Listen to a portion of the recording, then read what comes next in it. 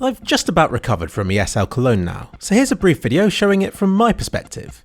I believe I was able to speak to even more people this time than last year, and it seems that this was the first CSGO event that many of you have attended. And what a great event it was!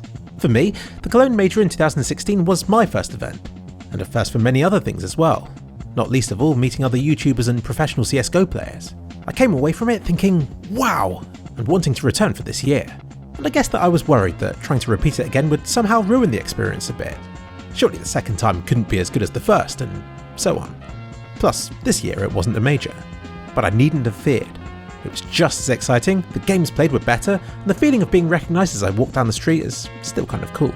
I hope to attend again next year as well. Cologne is a really great and friendly place, even if I'm still a bit confused by the train tickets getting from the airport to the city centre. It goes without saying that the Lanxess Arena is an incredible place. The maze of stairs everywhere may look like something out of a David Bowie movie, but it actually makes navigating the place super easy. The crowd was massive and the stage super cool looking, complete with an all-new bomb timer countdown line thingy. Really, I don't need to talk about this too much. The arena is exactly what you'd hope for this kind of event. Being in a place like this is unlike anything else I've ever been to. It's total sensory overload, in a good way, but it does mean that it's harder to follow the matches here than it is at home when you're sat in front of your computer screen. Although the players are sat on the stage in front of you, you'll still spend most of your time staring at them on the screens instead. And you can have just as much fun looking away from the game and towards the crowd and all of the cool stuff that goes on there. You guys were amazing.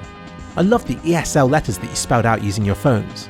I loved the Australians doing shoeies on the ground floor. And the rest of you were okay too. I spent a lot of time sitting in different places because every bit of the arena has its own unique feel, and I never knew who I'm going to meet.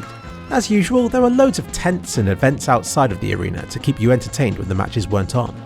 There really isn't a dull moment at events like this. If you're familiar with any of the team's logos and colours, then you'll feel at home whenever you walk around the city centre, as you can't go a street without seeing at least a few groups of CSGO fans walking about. It's such a friendly atmosphere, as though the world of CSGO is squished into a small area for a few short and sunny days. I also finally got to see the sights of the city. I saw her inside the impressive Dom Cathedral, which I certainly recommend seeing since it's really big. It's like 500 foot tall and everything. That's half the height of the Shard. And there was also an LGBTQ+ Pride Parade going on in the city for the weekend. A colourful, busy affair with fantastic music choice. Gay Pride in the day, CSGO in the afternoon, and parties at night. This year, ESL hosted nightly events for CSGO players to attend. For this, hundreds of fans hopped on a bus and got off in the middle of nowhere, following the lights, sounds and signs to the party. Or so we thought we were. Some people I spoke to snuck into this event and were somewhat surprised to find so many topless bodies and affectionate young men at it. That's because there was a pride party taking place right next door to the CSGO event.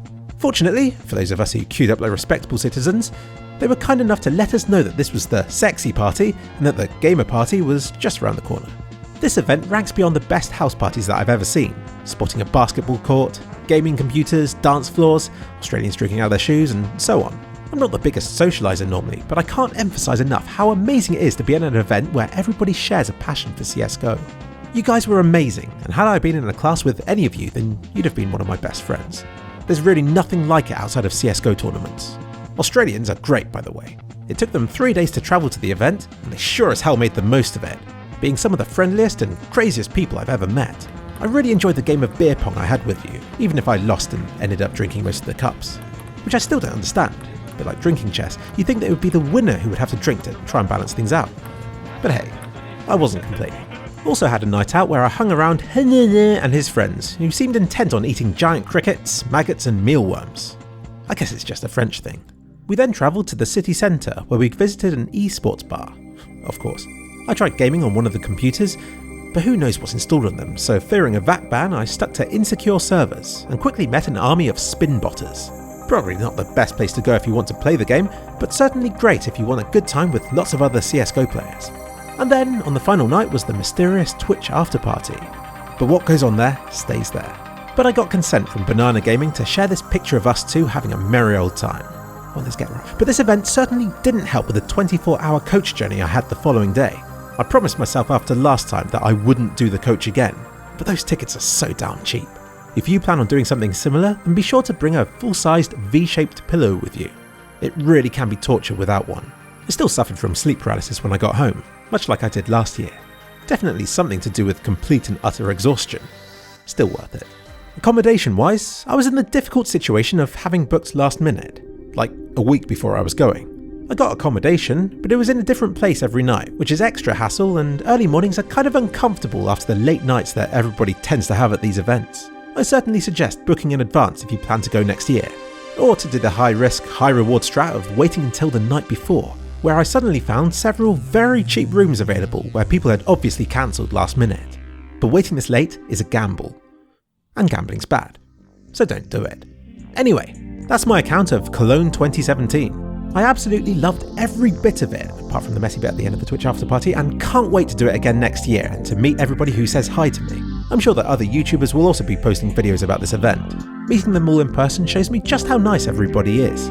It's made me prouder to be part of Counter-Strike's community, and I hope that it's around for many years to come. Shame that Cologne wasn't a major this year, but like I said, I don't think it suffered for it. Still the same quality as last year, still a full crowd, and hey, now we have an upcoming major to look forward to as well. Win-win. Win. Win. Win, win, win, win, win.